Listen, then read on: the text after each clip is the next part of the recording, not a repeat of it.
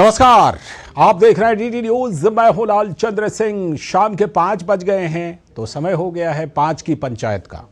और आज जब 5 की पंचायत में बात कि भारत एक धर्मनिरपेक्ष देश है, ये तो हम सब जानते हैं, हमने पढ़ा है, हमने देखा है। लेकिन सवाल ये उठ रहा है कि क्या हमारे नेता भी सच मायने में धर्मनिरपेक्ष हैं? और ये सवाल क्यों उठ रहा है? क्योंकि नेता अलग अलग धर्म देख करके, अलग अलग मजहब देख करके अलग अलग मापदंड अपनाते हैं। तो ये जो दोहरा मापदंड, दोहरा चरित्र है नेताओं का, उसको लेकर ये सवाल उठ रहा है। हम सब जानते हैं, जनवरी में राम मंदिर का उद्घाटन हुआ था, प्राण प्रतिष्ठा हुई थी। उसके बाद रमजान का पाक महीना रहा, आज ईद है। सबसे पहले तो आप सभी को ईद की ढेर सारी बधाई, दिली मुबारकबाद। लेकिन सवाल यहां से उठता है कि क्या इन दोनों मौकों पर किसी भी सच्चे धर्मनिरपेक्ष इंसान, चाहे वो नेता हो या कोई और हो, अलग अलग व्यवहार हो सकता है क्या? अगर सच्चे मायने में आप धर्मनिरपेक्ष हैं तो क्या आप अलग अलग व्यवहार कर पाएंगे? मजहब देख करके, धर्म देख करके अलग व्यवहार कर पाएंगे अगर आप सच में धर्मनिरपेक्ष हैं तो यहीं से यह सवाल खड़ा होता है। और यह सवाल किसी आम इंसान पर नहीं, बल्कि हमारे देश के बड़े बड़े नेताओं पर खड़ा होता है। उन नेताओं पर खड़ा होता है जिन्होंने राम मंदिर के आमंत्रण को, निमंत्रण को, प्राण प्रतिष्ठा के निमंत्रण को ठुकरा दिया था। उन पर खड़ा होता है कि उनका व्यवहार एक जैसा क्यों नहीं रहता। वो हमारे संविधान की जो आत्मा है धर्मनिरपेक्षता, उसका वो सही मायने में पालन क्यों नहीं करते, क्यों दोहरा मापदंड अपनाते हैं, इसको लेकर के सवाल है। आज इसी सवाल पर हम पंचायत करने वाले हैं। लेकिन उससे पहले जरा देख लेते हैं कि ये जो सवाल जिसको आज हम उठा रहे हैं, इस पर अलग अलग पार्टियों के नेता क्या कुछ कह रहे हैं, उनकी क्या प्रतिक्रिया है। पहले उनको देख सुन लेते हैं, उसके बाद आज के खास मेहमानों से जुड़ेंगे और पंचायत की शुरुआत करेंगे।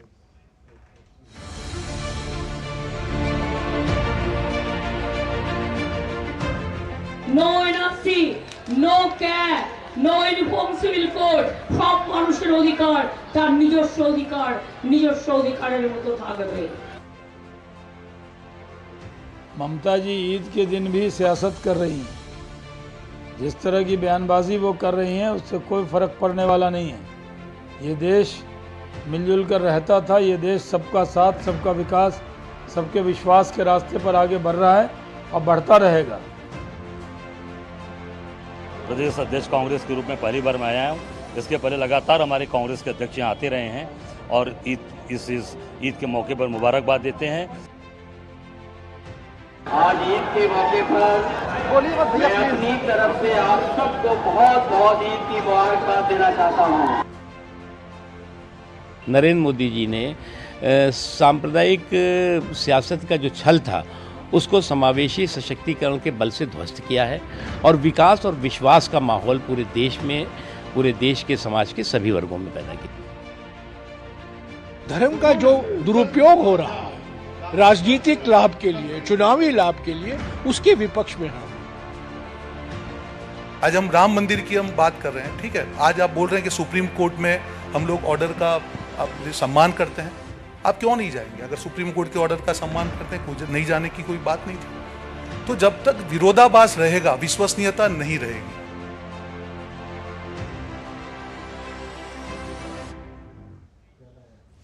तो ये प्रतिक्रियाएं आपने सुनी।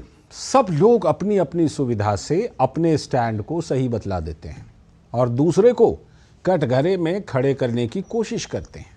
लेकिन इन तमाम चीज़ों के बावजूद सवाल तो बनता है, और ये सवाल ये बनता है कि दोहरा मापदंड क्यों अपनाते हैं, दोहरा रवैया क्यों होता है। आज हम इसी पर चर्चा करेंगे कि क्या चुनाव के मौसम में तुष्टीकरण वाला कार्ड जमकर खेला जा रहा है क्या। हमारे साथ जुड़ रहे हैं आज के खास मेहमान में चर्चा करने के लिए विजय कौशिक जी, कांग्रेस के नेता। बहुत बहुत स्वागत विजय जी आपका। और हमारे साथ प्रोफेसर धर्मेंद्र यादव जी, समाजवादी पार्टी के प्रवक्ता। बहुत बहुत स्वागत प्रोफेसर धर्मेंद्र जी आपका भी। और मैं चर्चा की शुरुआत करता हूं पंचायत की, और आगे चलकर हमारे साथ कुछ और भी मेहमान जुड़ते चले जाएंगे, उनसे भी हम चर्चा को आगे बढ़ाएंगे। लेकिन पहले मैं विजय कौशिक जी से शुरुआत करता हूं, फिर प्रोफेसर धर्मेंद्र जी के पास आता हूं। विजय जी, हम लोग प्राय कई बार बात करते रहे और हम जानते हैं कि आप निश्चित तौर पर कई मायनों में अपना एक अलग नज़रिया रखते हैं, लेकिन मुझे ये बताइए ज़रा, अभी अजय राय की बातचीत हम लोग सुनवा रहे थे। अजय राय साफ तौर पर कह रहे हैं कि भाई हमारे अध्यक्ष भी जो हैं वो आते रहे हैं, है ना। एक तरफ मान लीजिए कि आपके नेता अभी जाते हैं, फिर आपके अध्यक्ष जाते हैं। मैं कहता हूं कि अच्छी बात है, मैं कहता हूं अच्छी बात है, बिल्कुल होना चाहिए। हम में से जो कोई भी सच्चा धर्मनिरपेक्ष है वो निश्चित तौर पर आज के दिन कहेगा कि दिल से ईद मुबारकबाद। हम भी अपने दर्शकों को कह रहे हैं। लेकिन सवाल वहां जरूर उठता है कि फिर राम मंदिर का अगर न्योता आप एक तरफ ठुकराते हैं, दूसरी तरफ ये दावा करते हैं कि हम तो ऐसे मौकों पर आते रहते हैं, तो फिर सवाल तो बनता है विजय जी। देखिए, धार्मिक कार्यक्रम अलग चीज है और मंदिर मस्जिद का शिलान्यास अलग चीज है। क्यों, वो धार्मिक कार्य नहीं है? आपको समझना पड़ेगा। सुनिए, देखिए धार्मिक कार्य हैं, लेकिन हर किसी का अपना अपना एक समय है, मौका है, और हर कोई उसी हिसाब से चलता है। पहले हम धर्मनिरपेक्षता की बात कर लेते हैं। भारत एक धर्मनिरपेक्ष देश है, ये छद्म धर्मनिरपेक्ष है। दरअसल में तो यहाँ धर्मनिरपेक्षता है ही नहीं, यहाँ धर्म परस्ती है जी। यहाँ वोट बैंक की राज के चलते धर्म परस्ती है कि जिसके चलते कोई हिंदुओं की बात कर रहा है, अच्छा, कोई मुसलमानों की बात कर रहा है, कोई सिखों की, कोई ईसाइयों की। अगर कानून हमारा धर्मनिरपेक्ष होता तो हमारे देश में सभी के लिए एक कानून व्यवस्था होती। ठीक है, लेकिन यहाँ धार्मिक आधार पर चूंकि अलग अलग व्यवस्था है, इसलिए भारत को अपना धर्मनिरपेक्ष देश नहीं कहा जा सकता। भारत को धर्मनिरपेक्ष देश नहीं कहा जा सकता क्योंकि हम, विजय कौशिक जी, क्योंकि लगता है कि हमने धर्मनिरपेक्षता संविधान में तो डाल दी, लेकिन उसके बाद हम उस तरफ शायद बढ़े नहीं सच्ची धर्मनिरपेक्षता की बिल्कुल नहीं। ये आप कहना चाह रहे हैं? इस तरह की खबरें जी, जब इस तरह की खबरें आती हैं कि धर्मनिरपेक्षता के नाम पर हिंदुओं के मंदिर के माइक बंद हो गए, लेकिन मुसलमानों की अजान चलती रही, या धर्म विशेष के लोग सड़कों पर उतरकर नमाज अदा कर सकते हैं, और वहीं धर्म विशेष के लोग ये कहते हैं कि उन्हें जो है हनुमान चालीसा नहीं पढ़ने दी जा रही जी, तो धर्मनिरपेक्ष हुआ कहाँ भाई? कोई कानून बहुत ही महत्वपूर्ण बात आप कह रहे हैं। बैन हो सबके लिए हो और छूट हो तो सबके लिए हो, ठीक, तो धर्मनिरपेक्षता है ही नहीं भारत के अंदर। एकदम ठीक। काश ऐसी ही लाइन आपकी पार्टी की भी होती विजय जी। देखिए, पार्टी की लाइन तो यही थी जो मैं कह रहा हूँ। हाँ, हमारे बीच में कहीं बदल गई, भटक गई लगता है। अब देखिए, भटकने की जहां तक बात है कि खरबूजे को देखकर खरबूजा रंग बदलता है। जब हमारी पार्टी ये देख रही है कि मोदी जी जो है हिंदुओं को बरगलाने में लग रहे हैं, अच्छा, तो हमारी पार्टी ने अपनी नीतियां चेंज कर ली, जबकि नहीं करनी चाहिए थी चेंज।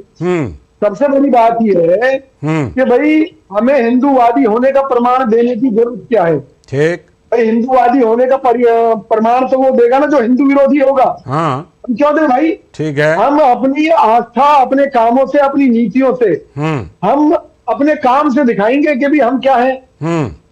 सबसे बड़ी बात यह है, आज मोदी जी कहते हैं कि मैं मुसलमानों का विश्वास जीतना चाहता हूँ, बोले हम कहते हैं, तो वो तुष्टीकरण नहीं है। क्यों नहीं है भाई? तो मैं जाति विशेष के लिए क्यों कह रहे हैं? आप केवल पसमानदा मुसलमानों के लिए क्यों कह रहे हैं? आप क्यों सऊदी अरब के दबाव में अपनी प्रवक्ता को हटा देते हैं? ठीक है, तो आप सऊदी अरब के दबाव में जो निजामुद्दीन मरकज है उसके मौलाना के खिलाफ कार्रवाई क्यों रोक देते हैं? ठीक है, क्यों गिरफ्तार नहीं किया गया? ठीक है, मैं सबसे बड़ी बात ये है, मतलब एक लाइन में सिर्फ एक बात कह रहा हूँ। बोल लीजिए। देखिए, मैं फिर कह रहा हूँ, हमारी पार्टी के नेताओं को इस राम मंदिर के निर्माण के कार्यक्रम में जाना चाहिए था, चाहे एक दिन पहले जाते, चाहे एक दिन बाद जाते। बहुत अच्छी बात, बहुत अच्छी बात, जरूर चाहिए था। बहुत अच्छी बात विजय जी। अगर गए होते तो आज शायद हमें ये वाली बहस करने की जरूरत नहीं होती, हम लोग कुछ किसी और टॉपिक पर क्या हमें सर्टिफिकेट भी देने की जरूरत नहीं होती। आज ये 10 नेता जो हमारी पार्टी को छोड़कर जा रहे हैं, ये हम पर क्या आरोप लगा रहे हैं? हमने अभी देखिए ना, रोहन गुप्ता आज ही निकले हैं, आज ही कितनी बड़ी बात कह दी रोहन गुप्ता ने, हमने सुनवाई। रोहन गुप्ता के तो इतने काले कारनामे हैं, उसको सीबीआई। अच्छा, आप निकल गए तो काले कारनामे, अब आपके यहाँ से निकल गए तो काले कारनामे ना। हाँ, नहीं निकल गए नहीं। हाँ, आपको एक चीज बताऊं, राहुल गांधी जी की सब पर नजर है। अब इस समय जो छोड़कर भाग रहे हैं वो लोग हैं। अच्छा, ठीक है। इनके बारे में कहीं ना कहीं राहुल गांधी जी मानते हैं कि भाजपा और आरएसएस के एजेंट बनकर काम कर रहे थे। ठीक है, लौटता हूँ आपके पास और मैं प्रोफेसर धर्मेंद्र यादव आपके पास चलता हूँ। प्रोफेसर धर्मेंद्र यादव, अभी विजय कौशिक ने जो बातें कही आपने बिल्कुल सुनी होंगी। आपके पार्टनर हैं इंडी गठबंधन में, विपक्षी गठबंधन में कांग्रेस और सपा साथ साथ है, कम से कम उत्तर प्रदेश में तो बिल्कुल साथ है। ऐसे में अनंत विजय जी भी हमारे साथ वरिष्ठ पत्रकार जुड़ गए। स्वागत अनंत विजय सर आपका भी बहुत बहुत इस चर्चा में। और सिद्धार्थ भी जुड़ चुके हैं, सिद्धार्थ यादव आपका भी बहुत बहुत स्वागत। सिद्धार्थ आपका भी, आप दोनों के पास आता हूं। पहले प्रोफेसर धर्मेंद्र यादव। प्रोफेसर धर्मेंद्र यादव, आप ही के गठबंधन के एक पार्टनर कह रहे हैं कि देखिए ये बात तो सच है कि हमने धर्मनिरपेक्षता लिख तो दी लेकिन हम सही रास्ते पर नहीं बढ़े, किसी को छूट देते हैं और किसी को कहते हैं कि ये कैसे हो सकता है। उन्होंने उदाहरण दिया, विजय जी ने उदाहरण दिया है कि हम नमाज तो सड़क पर पढ़ने देते हैं लेकिन हनुमान चालीसा पर रोक लगा देते हैं और हनुमान चालीसा को लेकर के बवाल कर देते हैं या कांवड़ यात्रा को लेकर बवाल कर देते हैं। प्रोफेसर धर्मेंद्र यादव, तो ये सवाल तो बनेगा कि भाई संविधान तो हमारा कहता है धर्मनिरपेक्ष होना, लेकिन धर्मनिरपेक्षता को लेकर दोहरा मापदंड है क्या?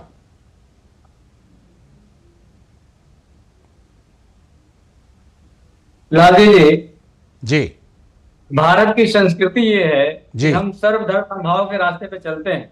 अच्छी बात है। दुनिया का कोई भी धर्म हो उसका भी एक धर्म होता है जिसको मानवता बोलते हैं। ठीक, तो मानवता से बड़ा इस दुनिया में कोई धर्म नहीं है। बेशक। सवाल भारतीय जनता पार्टी से पूछना चाहिए कि जब मानवता पूरे देश में शर्मसार होती है तो भारतीय जनता पार्टी के लोग कहाँ चले जाते हैं? जैसे कि कौन से धर्म में लिखा है कि IIT BHU में बेटी के साथ भारतीय जनता पार्टी के नेता बलात्कार करेंगे? कौन से धर्म में लिखा है? कौन सही ठहराता है? लेकिन भारतीय जनता पार्टी के नेता ऐसे नेताओं से चुनाव प्रचार करवाते हैं, 60 दिन तक कोई कार्रवाई नहीं होती। आपको अगर जानकारी होगी, वो अपराध की घटना हो सकती है, उसमें धर्मनिरपेक्षता की बात कहां से आई? अभी तो धर्मनिरपेक्षता आ रहा हूं ना मैं। भारत की संस्कृति में, भारत के इतिहास में महाभारत भी हुआ है, अगर आपको जानकारी है जरूर इस बात की। जरूर। और महाभारत होने का एकमात्र कारण यह है कि एक नारी शक्ति को निर्वस्त करने का प्रयास किया गया था और प्रयास में सफल भी नहीं हुए थे वो लोग। उसके बाद भी महाभारत हुआ इस भारत की संस्कृति में और भारत के इतिहास में। आज मणिपुर की बेटियां निर्वस्त की गई, भारतीय जनता पार्टी की सरकार है और इस देश के प्रधानमंत्री संदेश खाली भी जोड़ लीजिएगा प्रोफेसर धर्मेंद्र यादव जी, संदेश खाली भी जोड़ लीजिएगा उसमें। मैं जोड़ लूंगा, बिल्कुल संदेश खाली जोड़ लूंगा। संदेश खाली भी शर्मसार करती है, इससे घटना की पुनरावृत्ति नहीं होनी चाहिए। ज्यादा शर्मसार करती है पार्टी ऑफिस में जब रात भर जाकर के दलित आदिवासी महिलाओं को ले जाकर रखा जाता है। तो सुनिए तो सही, अब सुनिए तो सही। आपने बोल दिया, अब मणिपुर का मैंने नाम ले लिया, काशी को कलंकित करने वालों का नाम ले लिया मैंने। हाथरस की घटना किससे छुपी हुई मुझे बता दीजिए। ठीक। उन्नाव की घटना किससे छुपी हुई है? मैं सारी नारियों की बात कर रहा हूँ, नारी शक्ति जरूर होनी चाहिए, बात करता हूँ। सब जगह की बात। नवरात्रि का समय है, हम मातृशक्ति की पूजा करते हैं, मातृशक्ति की आराधना करते हैं। तो भारतीय जनता पार्टी को अपने गिरेबान में झांक के देखना चाहिए कि इस देश के लोगों ने आपको लोगों की सेवा करने का मौका दिया था, लेकिन आप सेवा करने के बजाय बेटियों की अस्मिता नहीं बचा पा रहे हैं, देश की सीमा को सुरक्षित नहीं कर पा रहे हैं। इस पर अगर बात करते हैं तो भारतीय जनता पार्टी के लोग धर्मनिरपेक्षता वाले मुद्दे पर आइए, काम करते हैं। धर्मनिरपेक्षता बनाम तुष्टिकरण वाले पर आइए। आज की जो पंचायत है वो तुष्टिकरण बनाम धर्मनिरपेक्षता पर है। तो धर्म की बात होगी नहीं होगी तुष्टिकरण में? धर्म की बात बिल्कुल कर रहा हूं मैं। बिल्कुल। अपने धर्म में मातृशक्ति का स्थान नहीं है क्या? नवरात्र बिल्कुल है, बिल्कुल है। बात नहीं करे, धर्म से बाहर कैसे हो गया? ठीक है। लौटता हूं आपके पास। सिद्धार्थ कुछ, हाँ बिल्कुल आप ही के पास आ रहा हूं। विजय जी ने तो एक तरह कहें तो बिल्कुल कई बातें ऐसी कहीं जिनका निश्चित तौर पर स्वागत किया जाना चाहिए। विजय जी ने बात कही कि हाँ यहां पर जो है हमारे संविधान में तो धर्मनिरपेक्षता डाल दी गई, लेकिन उसके बाद हम जिस रास्ते पर बढ़े उसमें कहीं ना कहीं ऐसा लगा कि हमने उल्टी दिशा पकड़ ली। अब जाकर के क्या वो उल्टी दिशा पकड़ना आज भी जारी है और चुनाव के मौसम में थोड़ा सा ज्यादा बढ़ जाता है क्या? ये कार्ड जो चलते हैं, धार्मिक कार्ड, इसमें आप तुष्टिकरण कह दें, ये कुछ ज्यादा चल रहा है। इसका नमूना देख रहे हैं हम कि जनवरी में कुछ और रवैया था, अप्रैल में आकर कुछ और रवैया हो गया। लालचंद जी, जो विजय जी ने बात कही वो बिल्कुल स्वागत योग्य है, बिल्कुल मैं उसका स्वागत करता हूं। अभी उनकी बात पर आने से पहले धर्मेंद्र जी जो बात कह रहे थे, मैं उसका जरूर जवाब देना चाहता हूं। जरूर।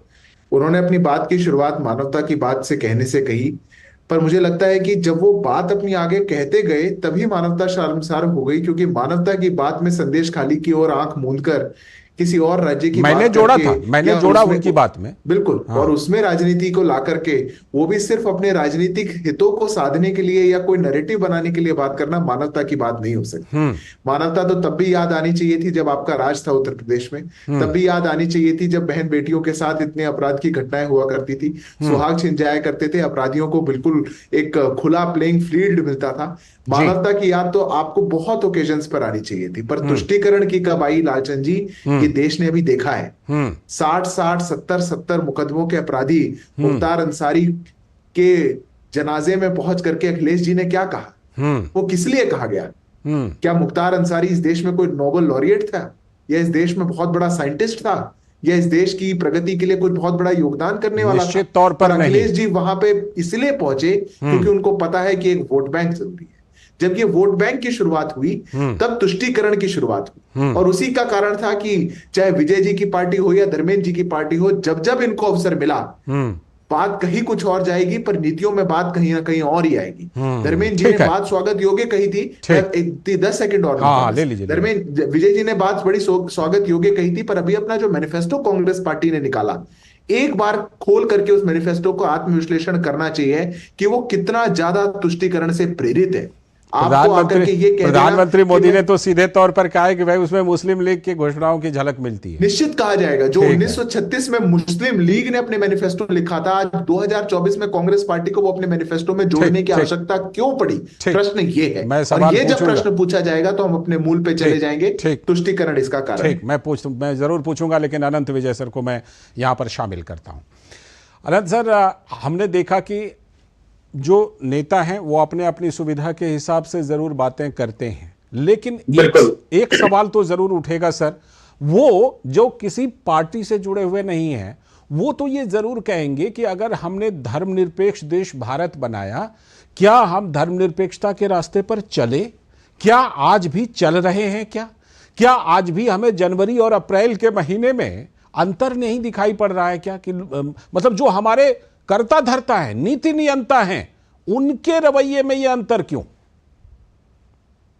देखिए, इस देश में जब धर्मनिरपेक्षता को अपनाया था तो वो सेकुलरिज्म का ट्रांसलिटरेशन कर दिया गया।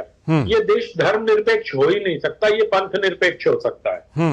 और हम जब धर्मनिरपेक्ष की ओर जाते हैं तो इसकी जो बुनियाद है, ये बहुत शुरुआती दिनों से, मुझे लगता है कि जब सेंगोल लेने के लिए या जब सत्ता परिवर्तन हो रहा था, एक छोटा सा किस्सा सुनाता हूं आपको, स्थिति स्पष्ट हो जाएगी। जरूर। जवाहरलाल नेहरू राजेंद्र प्रसाद के घर में से निकलकर ये लोग जाने वाले थे उस समय के वायसराय से मिलने के लिए। उस समय देश भर के लोग वहां इकट्ठा हुए थे, पुजारी लोग, और देश भर की नदियों का जल लाया गया था कि उससे पूजा करके वहां जाएंगे। ठीक। जवाहरलाल नेहरू जी ने इसको मना कर दिया, और ये सिंगापुर यूनिवर्सिटी के प्रोफेसर कुडेसिया की किताब में इसका पूरा उल्लेख है। अच्छा। इसलिए कोई ये ना कहे कि ये व्हाट्सएप यूनिवर्सिटी का ज्ञान है या मैं अपनी जिसको भी देखना हो प्रोफेसर कुडेसिया की किताब। ठीक है, आपने रेफरेंस भी दे दिया, अच्छी बात है। हुआ ये कि नेहरू जी ने कहा कि ये सब नहीं होगा, मैं ये सब नहीं करूंगा। लालचंद जी, उसके बाद एक व्यक्ति ने नेहरू जी के कान में कहा कि भारत में अगर राज करना है तो ये सब दिखावा करना पड़ेगा, आपको पानी भी छिड़कवाना पड़ेगा, जल भी, और दंड लेके पूजा करके, और आपको वहां संविधान सभा में और वायसराय से मिलने जाना पड़ेगा। ठीक है। ये स्वाधीनता के समय की बात है। ठीक है। और नेहरू जी को जब कान में ये बात कही गई कि अगर आपको राज करना है तो ये हिंदू धर्म प्रतीकों का दिखावा करना पड़ेगा, तो फौरन तैयार हो गए, उन्होंने वो दिखावा किया और चले गए। ठीक है। तो एक तो बुनियाद वहां से पड़ती है। दूसरी बात, नेहरू जी का साम्यवाद से बड़ा गहरा रिश्ता रहा है। कार्ल मार्क्स ने भारत को लेकर 2 लेख लिखे।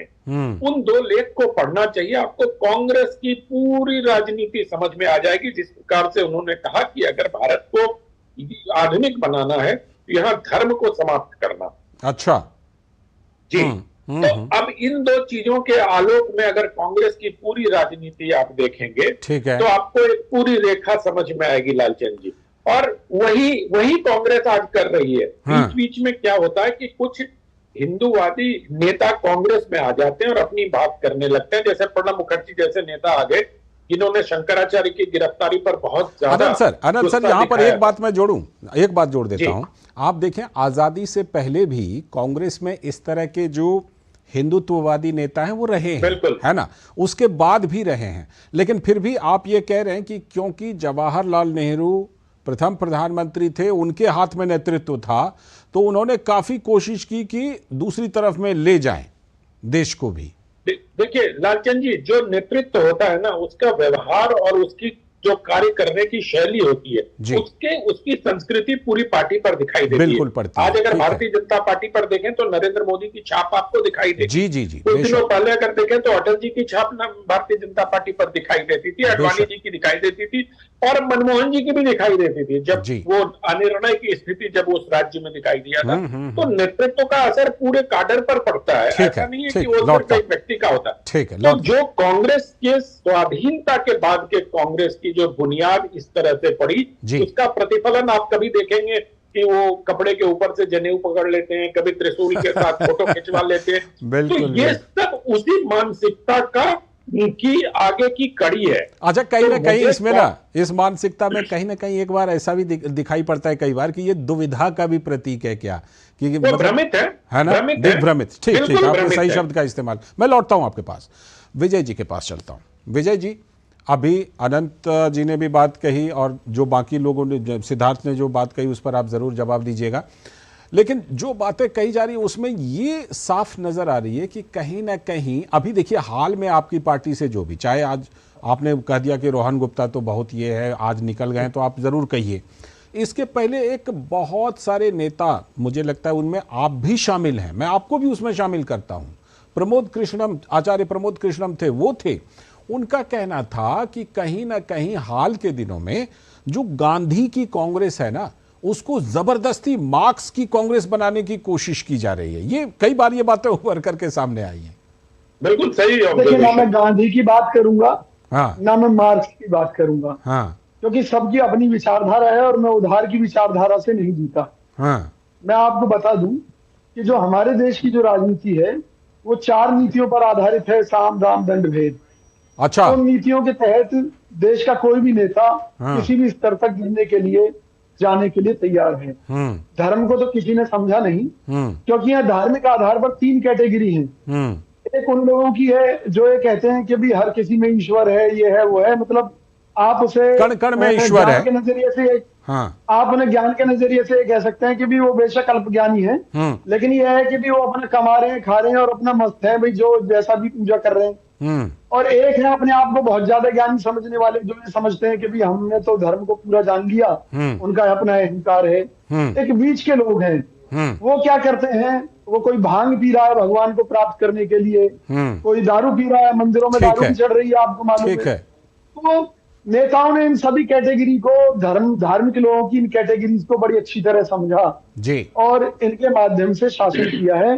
इसलिए हिंदू धर्म हो, चाहे मुस्लिम धर्म हो, चाहे सिख, चाहे ईसाई, इन सब का इस्तेमाल हुआ है। ठीक है, सही मायने में तो इन सब का ऐसा इस्तेमाल हुआ है कि गरीब मुसलमान या गरीब मुसलमान की स्त्री या परिवार, किसी भी जो उनका मौलवी है, उसने उनका भला नहीं किया, शोषण किया। किसने इस्तेमाल किया है विजय जी, इस्तेमाल किसने किया है मुझे बताइए, क्योंकि आपका 6 दशक तक आपका शासन रहा, किसने इस्तेमाल किया है, बता दीजिए वो बात भी। देखिए, मैं आपको बड़े स्पष्ट शब्दों में बताना चाहता हूँ, कांग्रेस के ऊपर ये आरोप है कि उसने मुसलमानों को पिछड़ा बनाए रखा, सच्चर कमेटी की रिपोर्ट भी यही कहती है, मूर्ख बनाए रखा। और मोदी जी कहते हैं कि कांग्रेस ने उनका इतना तुष्टीकरण किया है कि इस देश में हिंदू डर कर जी रहा था। तो सबसे पहले तो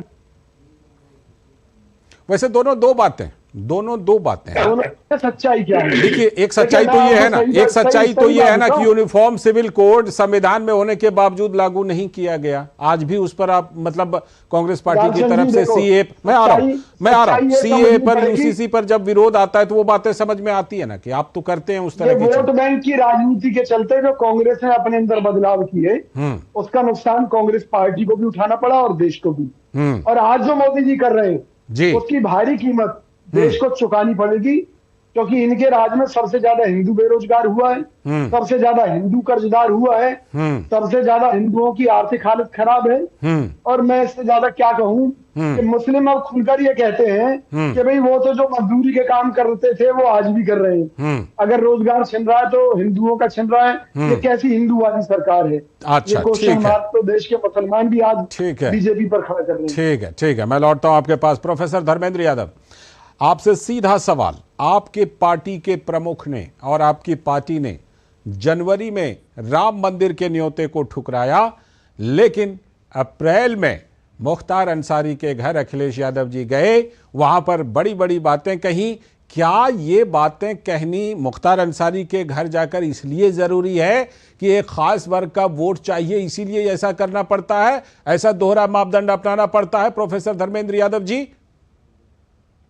लाल चौधरी, आप वरिष्ठ पत्रकार हैं, आपको पूरी जानकारी होगी। इस देश में जब राम मंदिर का प्राण प्रतिष्ठा कार्यक्रम हो रहा था जी, इस देश के शंकराचार्य भी उनके न्योते को ठुकरा दिए थे। इसलिए ठुकरा दिए थे क्योंकि भारतीय जनता पार्टी ने जो नैरेटिव बनाया, अनंत विजय सर भी हाथ उठा रहे हैं, मैं भी हाथ उठा रहा हूँ। नहीं, पूरा बोलिएगा, मैं तो पूरा मौका दूंगा ही दूंगा, इसकी गारंटी है हमारी। 4 शंकराचार्य इस देश के हैं जिन लोगों ने प्राण प्रतिष्ठा कार्यक्रम के न्योतों को स्वीकार नहीं किया था। ये बात आप भी जानते हैं, मैं भी जानता हूँ, पूरा देश जानता है। उसका कारण क्या था? उसका कारण ये था कि भारतीय जनता पार्टी ने जो एक नैरेटिव सेट किया पूरे देश के सामने कि भारतीय जनता पार्टी ने राम मंदिर बनवाया। दरअसल राम मंदिर बना माननीय उच्चतम न्यायालय के आदेश पर, और पैसा पूरे देश के एक एक लोगों ने लगाया। तो भारतीय जनता पार्टी का क्या योगदान था? नरेंद्र मोदी जी का क्या योगदान था? मैं बीच में थोड़ा सा हस्तक्षेप कर लेता हूँ, थोड़ा सा हस्तक्षेप करता हूँ। जब आप लोग पूछते थे कि मंदिर वहीं बनाएंगे, तारीख नहीं बताएंगे, किससे? सुप्रीम कोर्ट से पूछते थे आप, अदालत से पूछ रहे थे? प्रोफेसर यादव, आप मुझे बताइए, जब आप पूछ रहे थे कि मंदिर वही बताएंगे, मंदिर वही बनाएंगे, तारीख नहीं बताएंगे, वो तारीख आप किनसे मांग रहे थे, अदालत से या बीजेपी से? अब सुनिए, तो अब पिछली बात का जवाब आने दीजिए, आगे वाली बात का जवाब मैं दूंगा। ठीक है। तो भारतीय जनता पार्टी ने जो नैरेटिव सेट किया, आज भारतीय जनता पार्टी पूरे देश के सामने एक्सपोज हो गई। भारतीय जनता पार्टी कैसे राम भक्ति करती, मुझे बताइए? गाय काटने वाली कंपनी से भारतीय जनता पार्टी चंदा का धंधा करती है, ऊपर से राम का नाम लेती है। गाय काटने वाली कंपनी से, गोमांस बेचने वाली कंपनी से भारतीय जनता पार्टी चंदा लेती है। भारतीय जनता पार्टी शराब बेचने वाली कंपनी से चंदा लेती है, कंपनी चलाने के लिए, अपनी पार्टी चलाने के लिए। इसलिए पैसा लेती है कि चुनाव में खर्चा कर सके, जहाज से चुनाव प्रचार कर सके, चार्टर्ड प्लेन में बैठ सके, बढ़िया खाना खा सके। ये भारतीय जनता पार्टी, ये जो आप सीधा आरोप लगा रहे हैं, इसका तो सिद्धार्थ यादव ही जवाब देंगे। अब सुनिए मेरी बात। हाँ, पहले पूरी कर लीजिए। हाँ, भारतीय जनता पार्टी को बोलने का कोई हक नहीं है। भारतीय जनता पार्टी के पास अगर जरा सी भी नैतिकता होती तो भगवान राम के सामने इतना बड़ा घोटाला भारतीय जनता पार्टी कभी नहीं करती। अब मैं सिद्धार्थ जी की बात का जवाब देना चाहूंगा जो पिछले इन्होंने पूछा था। ठीक है। भारतीय जनता पार्टी के पूर्वजों का इतिहास में बताना चाहूंगा। श्यामा प्रसाद मुखर्जी मुस्लिम लीग के साथ मिलकर के सत्ता में मलाई खाते थे। ये है भारतीय जनता पार्टी की असलियत। भारतीय जनता पार्टी के सावरकर जी अंग्रेजों की गुलामी करते थे और मात्र पेंशन के लिए उनके सामने जाकर के नाक रगड़ते थे कि भैया मुझे पेंशन देते रहो। मैं भारत के जो सेना के लोग हैं, अलग अलग हैं इसमें आप आ रहे हैं, उनके खिलाफ आप एक नैरेटिव डाल रहे हैं, लेकिन तथ्य इससे अलग भी हैं। हाँ, अब सुनिए, अब ये भारतीय जनता पार्टी का चित्र है। अब मैं आता हूँ दूसरी बात पे, सुनिए। अगर भारतीय जनता पार्टी के बुलाए पे चारों शंकराचार्य नहीं आए, इसका मतलब क्या वो राम विरोधी है? अगर वो राम विरोधी था, बोलिए अपने शो में कि जो शंकराचार्य इस प्राण प्रतिष्ठा कार्यक्रम में सम्मिलित नहीं हुए। हाँ, सिद्धार्थ जी जवाब देने के लिए हाथ उठा रहे हैं, मैं चलूंगा सिद्धार्थ। भारतीय जनता पार्टी इस प्राण प्रतिष्ठा कार्यक्रम को राजनीतिक लाभ के लिए इस्तेमाल किया, इसीलिए नहीं गए। राजनीति को समझने वाले लोग थे, उसके बाद चले जाते, उसके बाद भी तो नहीं गए। अभी कौन सा भगवान राम अभी अयोध्या में ही है। हाँ, भगवान राम अभी अवध में। चुनाव से पहले एक बार चले जाइए, अच्छा रहेगा। चुनाव से पहले हमें राजनीति नहीं करनी है ना उनके नाम पे, हमें तो उनसे भक्ति करनी है। सिद्धार्थ से जवाब, मैं उनकी जब बात का जवाब दे दूं। अच्छा ठीक है सिद्धार्थ, पहले उनको 10 सेकंड लेने दीजिए। हाँ बोलिए। भारतीय जनता पार्टी में उत्तर प्रदेश के उप मुख्यमंत्री केशव प्रसाद मौर्य जी पर 302 का मुकदमा कायम है। 302 का, बाकी जो मुकदमे हैं क्या हरण, ये सबके बात नहीं करो मैं। 302 का मुकदमा कायम है तमाम मुद्दों का। प्रोफेसर धर्मेंद्र यादव, प्रोफेसर आप तमाम मुद्दों का जिक्र कीजिएगा, लेकिन जो सवाल आपके ऊपर उठ रहे हैं उसका जवाब नहीं दीजिएगा आप। सिद्धार्थ बोलिए सीधा। मैं कुछ जवाब दे देता हूं। अब धर्मेंद्र जी जवाब को कैसे पता नहीं हो रहा है कि का मुकदमा है कि नहीं है? धर्मेंद्र जी जवाब को सुनिएगा। सिद्धार्थ मैं आपके पास लौटूंगा और हम लोग चर्चा को जारी रखेंगे। इस वक्त मैं सीधे जरा चलता हूं नागपुर, जहां पर की बीएसपी प्रमुख मायावती एक जनसभा को संबोधित, तुरंत मैं लौटता हूं थोड़ी देर में और उसके बाद चर्चा जारी रखूंगा। काफी संघर्ष करना पड़ा था। पहली बार बीएसपी के कुछ एमपी जीत कर आए थे 1989 में, मैं खुद भी जीत कर आई थी। श्री बीपी सिंह चाहते थे कि हम आपका समर्थन चाहते हैं बीएसपी का, और मान्यवर श्री कांशीराम जी को उन्होंने ये कहा कि आप जो भी मंत्रालय मायावती को देना चाहते हैं हम देने के लिए तैयार हैं, लेकिन आप हमें समर्थन दे दीजिए। तो हमने उस समय श्री बीपी सिंह को ये कहा कि हमें कोई मंत्री पद या बड़ी कुर्सी आदि नहीं चाहिए, हमारी केवल 2 ही मांगे हैं, परम पूज्य बाबा साहब डॉक्टर अंबेडकर को भारत रत्न की उपाधि से सम्मानित करना और मंडल कमीशन की रिपोर्ट लागू करना। हमने बड़ी कुर्सी ठुकरा दी, लेकिन हमने दलितों के सम्मान में और पिछड़ों के अधिकारों को ध्यान में रखकर हमने कहा कि हम समर्थन देंगे, हमारी ये दोनों मांगे मान लो। श्री बीपी सिंह की सरकार ने उस समय हमारी ये दोनों मांगे मान ली और हमने उनको समर्थन दे दिया। कहने का तात्पर्य ये है कि बीएसपी के अथक प्रयासों से ही तो बाबा साहब डॉक्टर अंबेडकर को उनको भारत रत्न की उपाधि से सम्मानित किया गया और मंडल कमीशन की रिपोर्ट लागू की गई।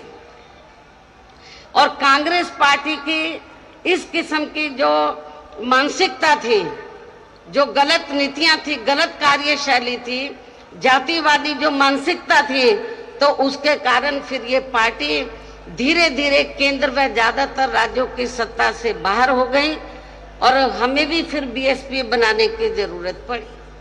और जिसके कारण ही फिर पिछले कुछ वर्षों से बीजेपी व इनके सहयोगी दल केंद्र व अधिकांश राज्यों की भी सत्ता में काबिज हो गए। सीधा प्रसारण आप महाराष्ट्र के नागपुर से देख रहे थे, जहां पर बीएसपी सुप्रीमो मायावती इस समय जनसभा को संबोधित कर रही हैं और चुनावी जनसभा के सिलसिले में वो महाराष्ट्र में हैं और वहीं पर जनसभा को वो संबोधित कर रही थी और ख़ासतौर पर वो बता रही थी कि किस तरह से सामाजिक न्याय की लड़ाई में और डॉक्टर भीमराव अंबेडकर को भारत रत्न दिलाने के मामले में बीएसपी की क्या भूमिका रही है। तो आज 5 की पंचायत में जो हम पंचायत कर रहे हैं वो इस पर कि क्या तुष्टीकरण वाला कार्ड जमकर खेला जा रहा है, और इस सवाल को पूछने के कई आधार हैं। लेकिन जब हम जा रहे थे इस जनसभा पर सीधे प्रसारण के लिए, उससे पहले सिद्धार्थ यादव जी को जवाब देना था तमाम सवालों का।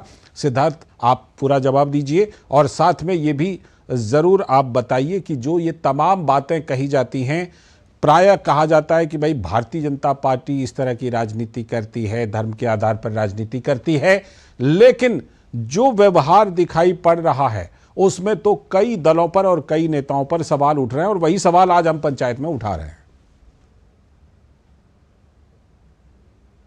देखिए लालचंद जी, सबसे पहले तो मैं धर्मेंद्र जी से पूछना चाहता हूं जी, आप अभी कह रहे थे शंकराचार्य जी का नाम ले रहे थे कि वो राम मंदिर में उनके प्राण प्रतिष्ठा के लिए उनकी क्या प्रतिक्रिया आई थी। कौन से शंकराचार्य जी गए थे मुख्तार अंसारी के जनाजे में जो आप लोग वहां पहुंच गए?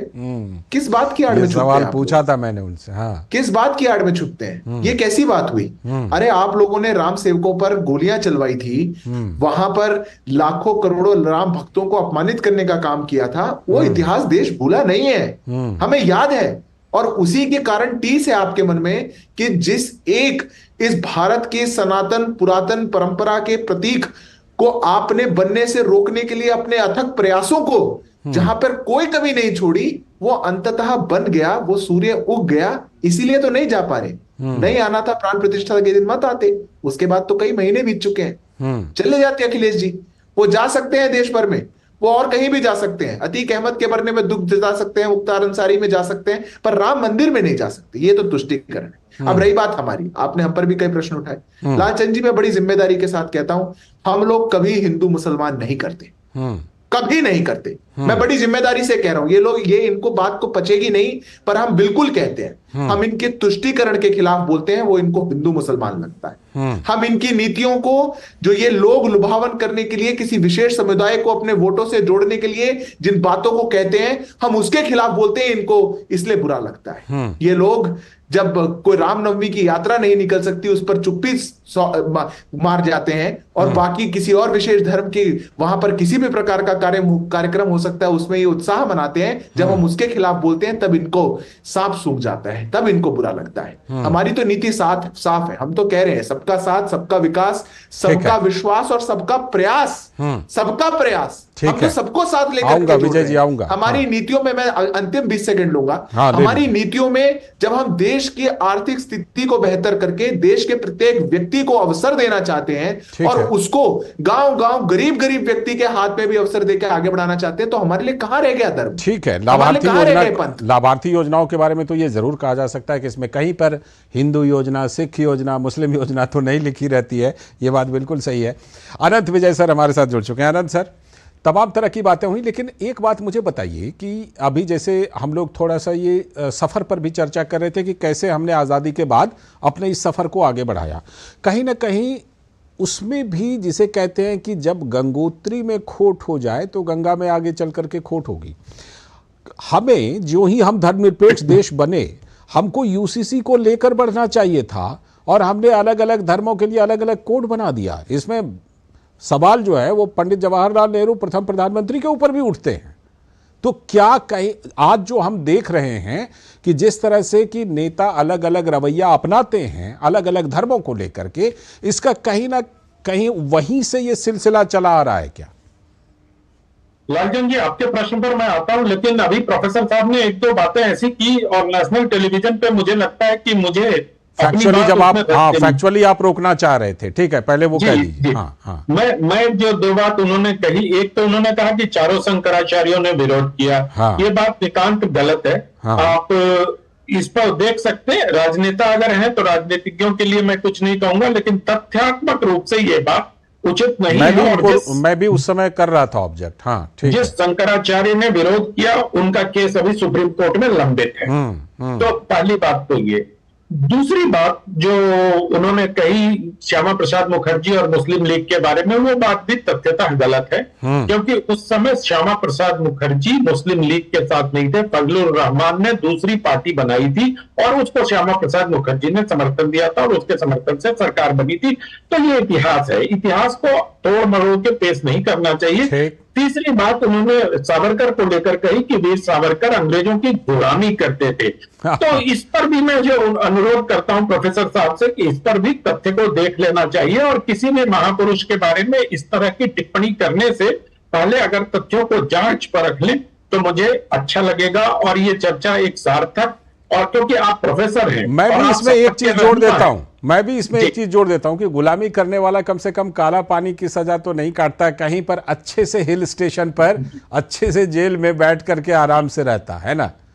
और विजय कौशिक जी जब बातें कर रहे थे ना धर्म की, तो वो बहुत अच्छी बातें कर रहे थे। विजय जी बहुत संजीदगी से उन्होंने अपनी बात रखी, मैं उनकी प्रशंसा करता हूं। लेकिन उन्होंने धर्म और उपासना पद्धति को मिला दिया थोड़ा सा।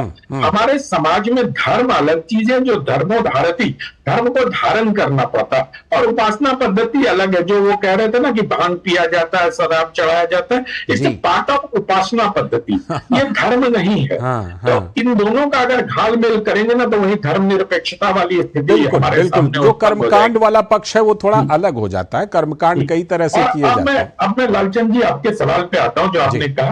तो जैसा बीज बोओगे, मैं हमेशा यही कहता हूं, जैसा, और वो लंबा शासनकाल चला 50 से लेके, अगर आप देखो बल्कि 47 से चले जाओ, 47 से लेके 65 तक का एक ऐसा कालखंड था, और उसका प्रभाव सिर्फ राजनीति पर नहीं पड़ा, उसका प्रभाव सिनेमा पर पड़ा, उसका प्रभाव समाज पर, साहित्य पर, एकेडमिक जगत पर, सब चीज पर पड़ा, अकादमिक पर पड़ा। तो इस तरह से अगर आप देखेंगे तो उसको बहुत हल्के में नहीं लिया जा सकता। ये बहुत शोध का विषय है, और ये एस्टैब्लिश्ड फैक्ट है कि नेहरू जी साम्यवाद हुए थे। और नेहरू जी ने साम्यवाद को लेकर, अपने रोमांटिसिज्म को लेकर, और कई अधिवेशनों में नेहरू जी अपने साथियों को कॉमरेड कह के बुलाते थे। ठीक ये सारी चीजें उनके भाषणों में है। ये मैं आनंद लीजिए नहीं कह रहा है, ठीक है, ये इतिहास का हिस्सा है। इतिहास का हिस्सा। इस प्रकार के रहनुमा होंगे तो उसका प्रभाव तो जाहिर तौर पर पड़ेगा। अगर इतिहास लिखे जाएंगे तो अगर नरेंद्र मोदी 15 साल तक प्रधानमंत्री रहते हैं या मनमोहन सिंह जी 10 साल तक प्रधानमंत्री थे, तो उनके क्रियाकलापों की छाप से देश तो प्रभावित होता ही होता है। ठीक। वही प्रभाव नेहरू जी का देख सकते हैं आप। बिल्कुल। और हम सब ये जानते हैं कि उस समय के जो राष्ट्रपति डॉक्टर राजेंद्र प्रसाद थे, राजेंद्र बाबू के विचार कहीं अगर कई चीजों में, चाहे सोमनाथ मंदिर के उद्घाटन से लेकर के तमाम चीजों को लेकर के अलग होते थे, तो भी पंडित नेहरू कहीं ना कहीं चाहते थे कि राष्ट्रपति महोदय भी उनकी जो निजी लाइन थी ना पंडित नेहरू की, उस पर चलें। इस तरह की भी बहुत सारी चीजें हैं, बहुत सारे तथ्य हैं। विजय कौशिक जी लगातार हाथ उठा रहे थे, कुछ काउंटर करना चाहते हैं। विजय कौशिक जी, एक तो वो काउंटर कीजिए।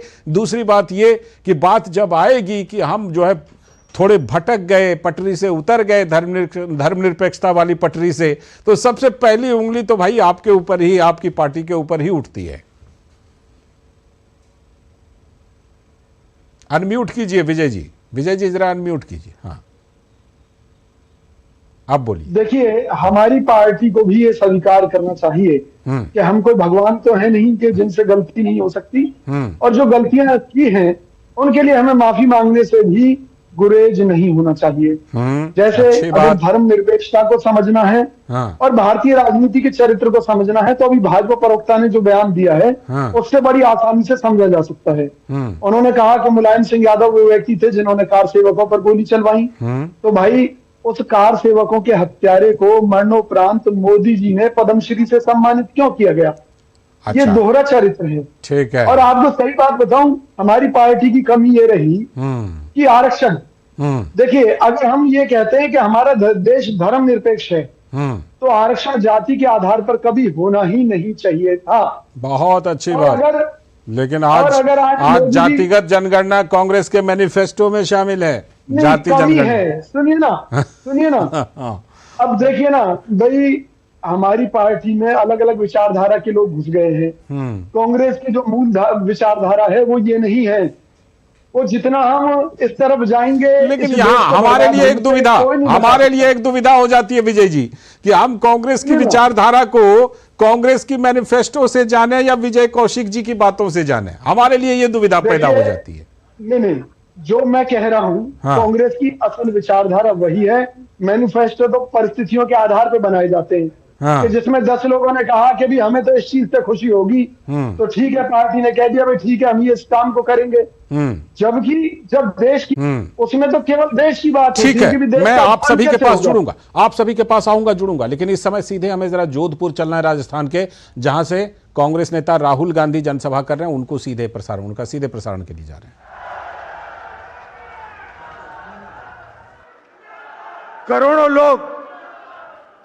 करोड़ों लोगों के दिल में मेरा घर है। मुझे तुम्हारी कोई घर की जरूरत नहीं।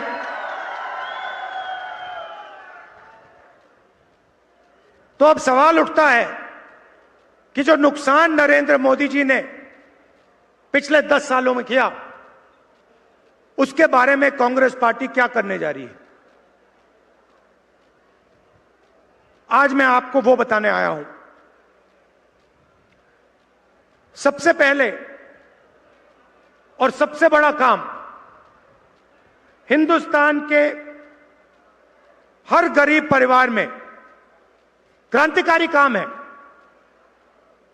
यह दुनिया की किसी सरकार ने नहीं किया है। हिंदुस्तान के हर गरीब परिवार में एक महिला के बैंक अकाउंट में साल के 1 लाख रुपए आपकी नई सरकार डालेगी। 8,500 रुपए हर महीना 1 तारीख को हिंदुस्तान के सब गरीब परिवारों के बैंक अकाउंट में आपको मिलेगा। चाहे आप मजदूर हो, किसान हो, बेरोजगार हो, अगर आप गरीब हो तो कांग्रेस पार्टी की सरकार, इंडिया गठबंधन की सरकार आपके बैंक अकाउंट में साल का 1 लाख रुपए डाल देगी और उस दिन तक डालेगी जब तक आप गरीबी रेखा के नीचे हो। जब तक आप गरीब होगे उस दिन तक 1 लाख रुपया साल का 8,500 रुपए महीने के आपके बैंक अकाउंट में खटाखट खटाखट खटाखट हर महीने जाएंगे। ये सीधा प्रसारण आप जोधपुर से, राजस्थान के जोधपुर से सुन रहे थे और जहां पर राहुल गांधी कांग्रेस के नेता रैली कर रहे थे और ख़ास तौर पर जो कांग्रेस के मैनिफेस्टो में 1 लाख रुपए का जिक्र है उस पर ख़ास तवज्जो दे रहे थे। विजय कौशिक जी अपनी बात पूरी करने वाले थे। विजय जी, पहले मैं आपके पास लौटूं उससे पहले एक ब्रेक लेता हूं और आप सब हमारे साथ जुड़े रहिएगा और उसके बाद फिर लौट करके पंचायत को जारी रखेंगे। लाखों की संख्या में श्रद्धालु पहुंचे अयोध्या। बरसों की प्रतीक्षा के बाद हमारे अयोध्या का गौरव लौटा है। नहीं तो पहले टेंट, टूटे घाट, गंदगी, कोई फैसिलिटी नहीं। और अब काशी देखो, केदारनाथ देखो, उज्जैन देखो, सोमनाथ देखो, सब भव्य दिव्य। और मोदी जी कहते हैं ये तो बस ट्रेलर है, आस्था का परचम लहराता रहे। ये है मोदी की गारंटी, इसलिए हमारा पहला वोट मोदी को। ये है हमारी भी गारंटी। कमल का बटन दबाएं, भाजपा को जिताएं। तो स्वागत है ब्रेक के बाद। आज हम चर्चा कर रहे हैं कि किस तरह से तुष्टीकरण वाला कार्ड जो है वो खेला जा रहा है चुनावों के मद्देनजर भी, और ऐसे भी दोहरा मापदंड हमारी राजनीति में देखने को मिलते हैं राजनेताओं के। तो उसी पर आज पंचायत कर रहे हैं। हमारे साथ हमारे मेहमान जुड़े हुए हैं। मैं विजय कौशिक जी के पास ही सबसे पहले चलता हूं क्योंकि उनकी बात अधूरी रह गई थी। तो पहले विजय कौशिक जी अपनी बात पूरी करेंगे, उसके बाद बाकी सभी के पास जाऊंगा। विजय कौशिक, मैं ये कहना चाहता हूं कि जब हम धर्मनिरपेक्षता की बात करते हैं तो इस देश में अगर आरक्षण होना चाहिए था, ठीक है, तो धार्मिक आधार पर बिल्कुल नहीं होना चाहिए था। अभी भी नहीं है, धार्मिक आधार पर तो नहीं है। नहीं, देखिए लाल सिंह जी, माननीय लाल सिंह जी, आज देश में जो आरक्षण है वो धार्मिक आधार पर ही है। आप बताइए, जब आप आरक्षण मांगते हैं तो आपसे आपकी जाति पूछी जाती है या नहीं पूछी जाती? जाति आधार पर है। ठीक है, ठीक है, जाति आधार पर। वो आपने धार्मिक आधार बोल दिया था ना। हमारी मतलब वही जाति आधार, धार्मिक आधार एक ही है, क्योंकि जब हम दोनों अलग अलग है वैसे। नहीं भाई आप एक चीज देखिए, धर्म तो केवल एक है, वैदिक धर्म है, सत्य सनातन वैदिक धर्म। आ रहा हूं प्रोफेसर धर्मेंद्र जी, आऊंगा देश में धर्म की बात करते हैं तो हिंदू, मुस्लिम, सिख, ईसाई की बात करते हैं। ठीक है, यानी कि हम 4 वर्गों को 4 धर्म के तौर पर तोलकर चलते हैं। यही हमारे संविधान के मुताबिक है। तो सबसे बड़ी बात यह है कि हमारी पार्टी को भी ये सोचना चाहिए था, ठीक है, कि किसी भी देश में केवल 2 ही जाति होती है, एक अमीर की और एक गरीब की। एक अमीर की, एक गरीब की। अच्छा देखिए, वो पहले भी चल रही थी, वो आज भी चल रही है। अनंत विजय जी तो खैर चले गए हैं। विजय कौशिक जी, कितनी बड़ी विडंबना है कि आज आप जो बात कह रहे हैं ना, आज की तारीख में प्रधानमंत्री मोदी उस पर सबसे ज्यादा जोर देते हैं। कहते हैं गरीब ही हमारे लिए जाति है। वो कहते हैं, बार कहते हैं कि भाई हमारे लिए जाति तो गरीब है, बस वो कहते हैं। हाँ, लेकिन किस आधार पर कहते हैं? हाँ, बगल में छुरी मुंह में राम राम। अच्छा, ये भी आपत्ति है। ठीक है, मैं ईमानदारी से कह रहा हूँ लाल सिंह जी, देश के आर्थिक हालात खराब हैं। निश्चित तौर पर जो पॉलिसीज हैं वो सिर्फ चंद लोगों को अमीर बनाती जा रही है, देश की अधिकांश जनता को गरीब बनाती जा रही है। ठीक है, मैं ये कहूंगा विजय जी, गरीबी, मैं ये कहूंगा कि यहाँ से लेकर के चुनाव तक सारे प्लेटफॉर्म खुले हुए हैं। बिल्कुल अपनी बातों को जोरदार ढंग से उठाइए। सिद्धार्थ जी पहले कुछ जवाब देना चाहते हैं, पहले सिद्धार्थ जी काउंटर कर लें, फिर प्रोफेसर धर्मेंद्र जी के पास अवसर दीजिएगा बोलने के लिए। सबसे पहली बात तो जो विजय जी के मुंह से जो स्लिप ऑफ टंग हो रहा था वो इस कारण से है क्योंकि अभी हाल ही में कांग्रेस पार्टी ने अपना मैनिफेस्टो लॉन्च किया। वो अपनी पार्टी का मैनिफेस्टो पढ़ के आ गए होंगे। आपने धर्म के आधार पर आरक्षण की बात अपनी मैनिफेस्टो में लिखी है। हाँ। आपने उस आरक्षण को धर्म आधार पर देकर के माइनॉरिटीज को भी आरक्षण देकर के, यहां तक कि ईडब्ल्यूएस में भी माइनॉरिटी को आरक्षण दिया जाए, ये कांग्रेस पार्टी ने मांग की है। आपने जुडिशरी तक में आरक्षण की मांग करी है और कहा है कि माइनॉरिटीज को जुडिशरी में भी हमको देना चाहिए। देश में तो आप विभाजन करते ही जा रहे हैं विजय जी, आपकी बात से थोड़ी माना जाएगा। आपने कहा बाहर से लोग हमारी पार्टी मैंने बोला भाई हमारे लिए दुविधा हो जाती है, हम कांग्रेस के मैनिफेस्टो को माने। पूरी कर दूं विजय जी, आप सुन लीजिए। कीजिए पूरी। आप कहते रहे कि बाहर से लोग हमारी पार्टी में आकर के जुड़ गए इसलिए ऐसा हो चुका है। राहुल जी बाहर से आके जुड़ गए हैं क्या? आपसे तो ज्यादा अंदर के ही होंगे वो। जब वही व्यक्ति जाके देश भर में बात कर रहे हैं, जातिगत आरक्षण की बात करेंगे, जातिगत जनगणना की बात करेंगे, या फिर वो बात करेंगे कि माइनॉरिटीज को विशेष देने के लिए जो मुस्लिम लीग ने लिखा 1936 में, क्या मजबूरी पड़ी थी आपको लिखने की 2024 में? अगर ये तुष्टीकरण नहीं है तो क्या है? और अगर ये तुष्टीकरण है तो उसको एक्सेप्ट करिए और आगे क्योंकि आप लोगों ने इस देश की फॉल्ट लाइंस को ही आगे बढ़ा करके अपनी वोट बैंक की राजनीति को पूरा किया है। अगर आपने नहीं किया होता, लालचंद जी मैं 10 सेकंड और कभी बोला हूं, ऐसा नहीं है, मैं 10 सेकंड और लूंगा। अगर आपके फॉल्ट लाइंस और नहीं होते तो आपको केरल में जाकर के मुस्लिम लीग से नहीं करना पड़ता गठबंधन। और मुस्लिम लीग के लिए प्रोफेसर साहब मैं आपको बता दूं, इससे पहले कि आप अपने व्हाट्सएप यूनिवर्सिटी का कुछ ज्ञान लेकर के आए, ये वही मुस्लिम लीग है जो जिन्ना वाली मुस्लिम लीग थी। ये मोहम्मद इस्माइल की मुस्लिम लीग है जो उनके तब के सदर्न प्रोविंस के चीफ मिनिस्टर हुआ करते थे। और श्यामा प्रसाद मुखर्जी के बारे में आप बोल रहे थे, श्यामा प्रसाद मुखर्जी ने 1940 में जिसके साथ सरकार बनाई थी वो प्रजा कृषक पार्टी थी, जो फजल हक की थी, जिसने मुस्लिम मैं प्रोफेसर धर्मेंद्र यादव के पास आऊं उससे पहले विजय जी कोई काउंटर करना चाहते हैं तो विजय जी काउंटर कीजिए, फिर प्रोफेसर धर्मेंद्र। मैं आ रहा हूं प्रोफेसर धर्मेंद्र यादव। ये कहना चाह रहा हूं माननीय मोदी जी जो हमारी पार्टी के ऊपर मुस्लिम लीग का घोषणा पत्र होने का जो आरोप लगा रहे हैं, इस मामले में हमारी पार्टी ने चुनाव आयोग से शिकायत की है। हमें पूरी उम्मीद है कि मोदी जी को ईद का जवाब कानूनी रूप से पत्थर से ही मिलेगा।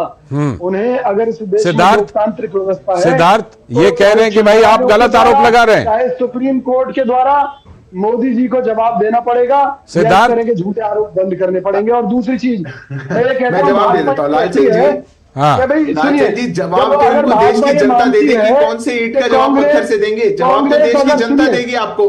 क्या नहीं लिखा आपने वही बात? मैं कैटेगोरिकली बता दूं आपको एक एक बात जो आपने लिखी है। मेरी बात सुन लीजिए, पहले मेरी बात पूरी होने नहीं दीजिए। अगर आप देश के मुसलमानों से इतनी नफरत करते हैं तो बाहर निकाल दीजिए देश के मुसलमानों को देश से बाहर। कांग्रेस पार्टी तो ये मानती है कि मुसलमान इस देश का हिस्सा है, इनको भी जीने का हक है। और वो सब मानते हैं, वो तो सब मानते हैं। आपके नेता कहते हैं, मुझे लगता है सिद्धार्थ भी ये कहेंगे। हाँ विजय जी ये कैसी बात हुई? देखिए मैं कह रहा हूँ ये तो मुद्दा ही नहीं। मैं फैक्ट पे जवाब दूंगा, मैं किसी का जवाब नहीं दूंगा। ठीक है अनंत विजय सर भी हमारे पास आ गए, लेकिन पहले जरा मैं प्रोफेसर धर्मेंद्र लूंगा, प्रोफेसर धर्मेंद्र लूंगा, मेरी बात अच्छा ले लीजिए, ठीक जल्दी से कर लीजिए। 1936 में मुस्लिम लीग ने कहा था कि हम पर्सनल लॉस को प्रोटेक्ट करेंगे। 2024 में कांग्रेस पार्टी कह रही है हम पर्सनल लॉस को प्रोटेक्ट करेंगे। 36 में उन्होंने कहा था कि हम मेजॉरिटेरिज्म के खिलाफ लड़ेंगे। आज आप कह रहे हैं ऐसी कई सिमिलरिटी है। सच बात आपने स्पेशल स्कॉलरशिप्स की मुझे लंबे समय से प्रोफेसर धर्मेंद्र यादव के पास जाना है। मैं आ रहा हूं आप दोनों के पास। प्रोफेसर धर्मेंद्र यादव।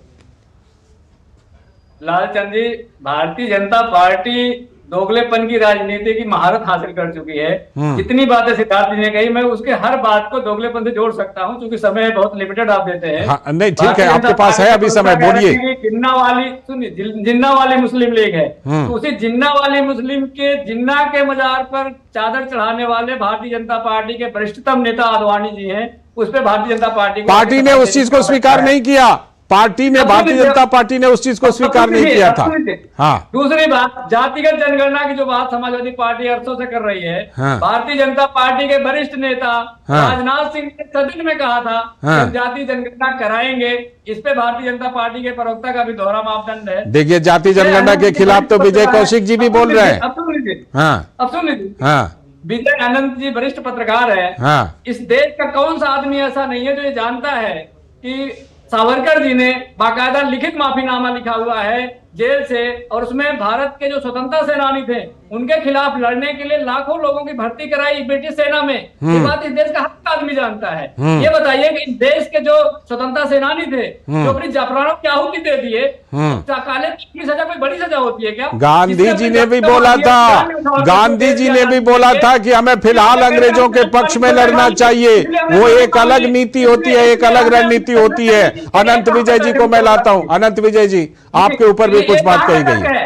अगर ये बात गलत है तो अनंत जी अपने उसमें दिखाए, मेरे पास चिट्ठी भी है, कहीं भी चिट्ठी शेयर कर दूं आपके। अनंत विजय जी चलते चलते, अनंत विजय जी देखिए, प्रोफेसर धर्मेंद्र यादव जी नाम के आगे प्रोफेसर लिखा हुआ है जी, तो ये मैं मान के चलता हूँ कि वो शिक्षक हुए और शब्दों का चयन बिल्कुल संतुलित करेंगे। अंग्रेजों की गुलामी की है। हाँ। अगर आप रिकॉर्डिंग निकाल के देख लें तो प्रोफेसर साहब ने कहा था कि सावरकर ने अंग्रेजों की गुलामी की थी। हाँ, बिल्कुल माफी कहा की है। बात तो उनका आफ्टर थॉट है, माफी की बात तो अब करने लगे वो, जब उनके तीनों तर्क धराशायी हो गए। तो मैंने सिर्फ आपत्ति इस बात पे जताई थी कि गुलामी नहीं, इसी जिस पे आपने लालचंद जी ने कहा था कि अगर कोई गुलामी करने वाला व्यक्ति होता तो वो काला पानी की सजा। मैंने बोला था कहीं ठंडे हिल स्टेशन पर रहते जाकर के। मैं प्रोफेसर के हिसाब से ये अपेक्षा करता हूं कि वो शब्दों के चयन में अगर सावधान रहेंगे तो उनको इस प्रकार की मतलब रॉन्ग फुट पर पकड़े जाने से बचेंगे। मैं बस सिर्फ इतना ही कहना चाहता हूं। और मेरा मैं माफी वाले इशू में नहीं जाता हूं, वो माफी वाला इशू भी बहुत लिखा और बहुत चर्चा किया जाता है। कई चीजें हैं उसमें। अशफाक उल्लाह खान ने भी उस तरह के पर्चे तो अशफाक उल्लाह खान ने भी भरे थे। देश के क्रांतिकारी स्वतंत्रता सेनानियों के नाभा जेल से बचने के लिए, जवाहरलाल नेहरू को नाभा जेल से बचाने के लिए मोतीलाल नेहरू ने इस तरह का भी चिट्ठी लिखी थी। ये भी बात आती है। हाँ, लालचंद जी का मोतीलाल जी ने बात कही तो इसे सावरकर जी की माफी जस्टिफाई है? नहीं, कोई जस्टिफाई मैं वो नहीं कह रहा हूं। मैं कह रहा हूं कि इस तरह के उदाहरण हैं। मैं ये कह रहा हूं इस तरह के उदाहरण है। उस समय रिलीफ लेने के लिए इस तरह की बातें कही, लेकिन ठीक है। बात जो है, जो हम कर रहे थे, इतिहास की बात इसलिए उठ गई क्योंकि बात वही है जो अनंत विजय सर ने बोला भी कि भाई जब वहां से आप चलेंगे, जब बीज बोएंगे उस तरह का, तो पौधा तो उस तरह का आएगा ही, पेड़ तो वैसा आएगा ही, डाली वैसी ही आएगी। और आज हम देख रहे हैं कि दोहरापन वो दिखाई पड़ रहा है। मैं तो बोल रहा हूं जनवरी और अप्रैल में देखिए कितना हमारे नेताओं के व्यवहार में परिवर्तन आ गया। बहरहाल चुनाव का मौसम है, वैसे तो तुष्टीकरण वाला कार्ड हमेशा चलता रहता है, लेकिन अभी तो और ज्यादा चलेगा क्योंकि चुनाव का मौसम है। बहुत बहुत शुक्रिया आप सभी का इस पंचायत में हिस्सा लेने के लिए। अनंत विजय जी बहुत बहुत शुक्रिया, प्रोफेसर धर्मेंद्र यादव, सिद्धार्थ यादव आपका भी बहुत बहुत शुक्रिया, और विजय कौशिक जी आपका भी बहुत बहुत शुक्रिया इस पंचायत में हिस्सा लेने के लिए। तो आज के 5 की पंचायत में हमने बात की कि किस तरह से क्या एक धर्मनिरपेक्ष भारत में दोहरा मापदंड धर्मनिरपेक्षता को लेकर अपनाया जाता है। आज की पंचायत में इतना ही। पूरी टीम को दीजिए अनुमति। नमस्कार।